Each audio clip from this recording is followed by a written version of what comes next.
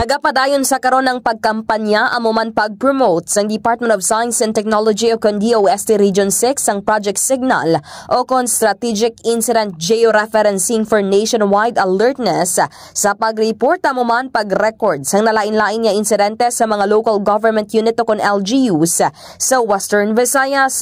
Suno kay DOST Region 6 Assistant Regional Director for Technical Operations nga si Kathleen Sara Bernardino, ini ang isa ka online decision support system nga nagahatag kahigayunan sa mga responder nga respondihan ang mga insidente sa mas madasig nga tion kag mangin on track sa recorded incidents. Dugang paniya mahimo makig-angot sa ila ang mga lokal nga panguluhan agod ma-install ini sa ila tagsa ka mga system. Sarang ma-download sa mga field officers o kon on-site personnel ang mobile application sa diin ang mga insidente nga gina-report amo ang level sang tubig sa mga dam, pagbaha, landslide, hindi maagyan nga mga dalan, sunog kag vehicular accidents. Angot diri mahimo ini ma-monitor pinaagi sa web portal sang Emergency and Response Management sang LGU.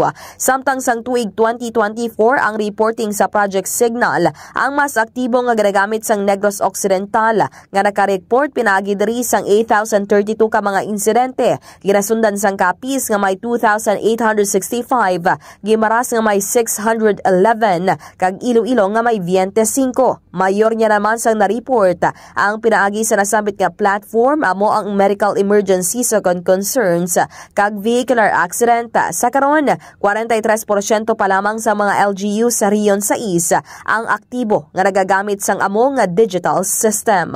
Yari ang kabahin sang payag ni Bernardino. Sulat lang sila sa amon hatag, ma-inform sila sa amon provincial office nga interesado sila magamit sa Project Signal.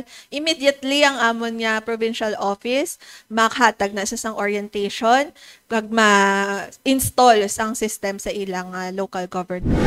Report nagikan sa Iloilo City, ini si K5 Kim Montaño Caluyo para sa Kampiyon nga Balita, Serbisyo Publiko kagaligawan sa Iloilo. Number 1 na kita, K5 News FM.